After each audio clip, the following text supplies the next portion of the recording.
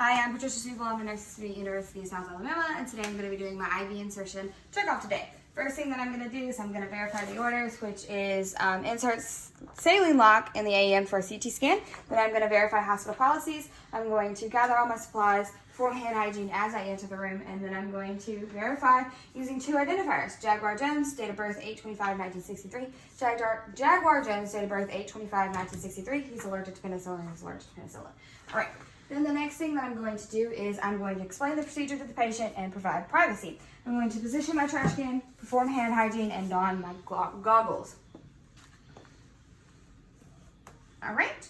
Then the next thing that I'm going to do is I'm going to position the patient to supine or sitting, and I'm going to raise the bed, lower the side throw. The table is not waist level, so it'd be considered non-sterile, but I would have the patient above waist level. Then the next thing that I'm going to do is I'm going to open all my packages using Sterility.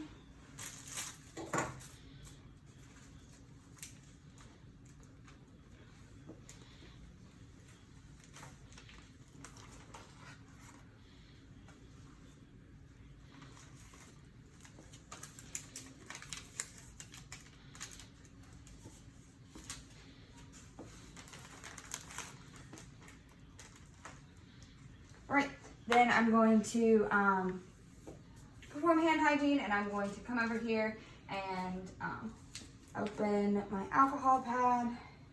I'm going to clean for 30 seconds on my port to make sure that it's all nice and clean.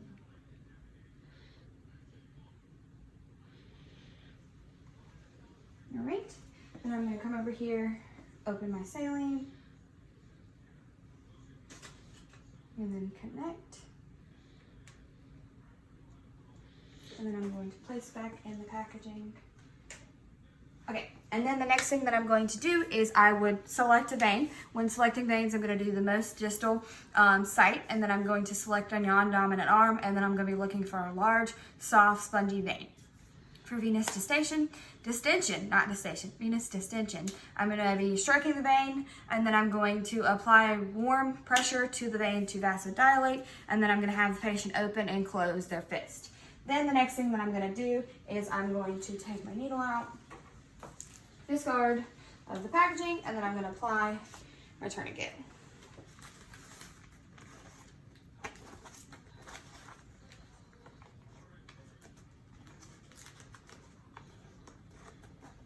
All right, then I'm going to apply my clean gloves.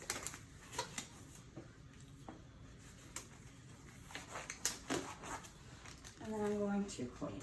Normally I would pinch this, but we don't want to mess it up just in case.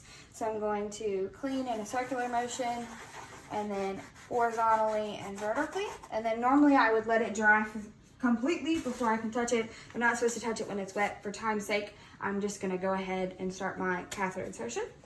I'm going to remove my cap. I'm going to discard in the sharps container and then begin insertion. Once I get blood return, I'm going to advance another 1 1/4, and then I'm going to push my catheter in the rest of the way, not moving my needle, and then I'm going to release my tourniquet, and then I'm going to apply pressure and remove the needle the rest of the way, and discard in sharps container. And then the next thing that I'm going to do is I'm going to remove my cap, and then I'm going to discard. I'm going to insert my lock, and then I'm going to tape.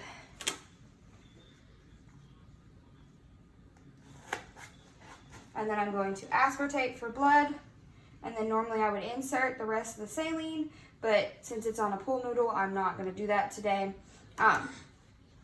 Then I'm going to remove this after I insert the rest of the saline, discard in a sharps container, and then I'm going to grab my Tegaderm. I'm going to discard.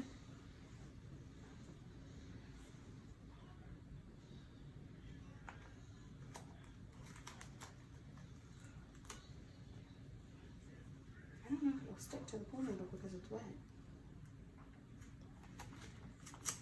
It's upside down. Okay, that's fine. There we go.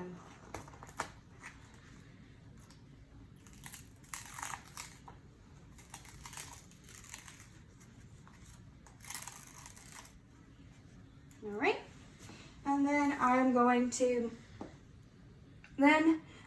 remove my clean gloves, throw away, gather all my equipment, and discard any of the trash. And then I'm going to teach the patient. I'm going to teach the patient to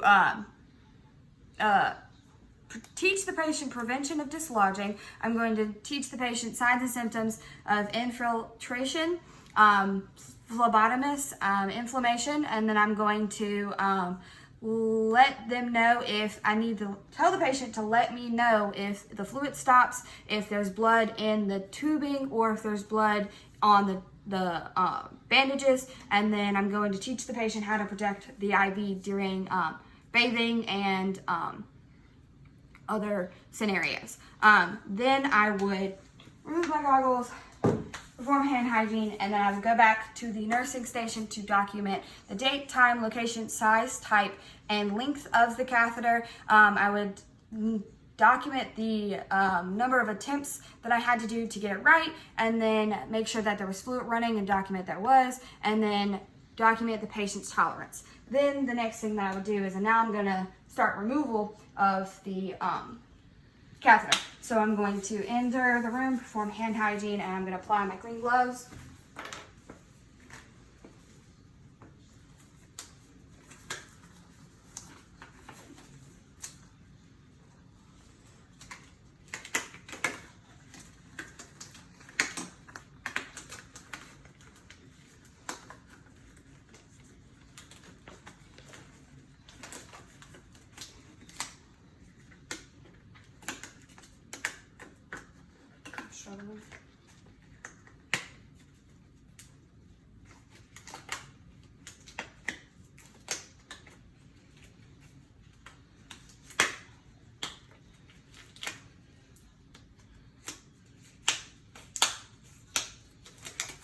Okay, now that I have my clean gloves on, I'm going to grab my 4x4.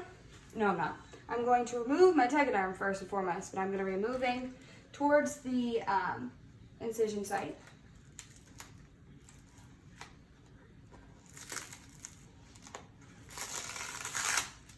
And then I would normally discard.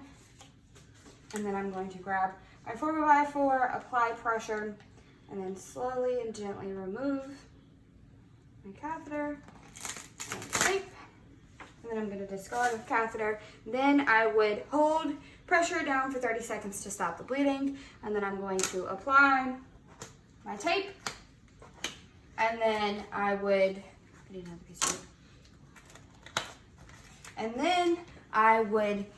document that or remove my clean gloves, perform hand hygiene, and then once I get back to the nursing station, I would document the removal. So I would document catheter intaction. I would document if there was any redness, pain, tenderness, swelling, or bleeding or drainage at the site of the catheter. And that is the end of my IV insertion check off.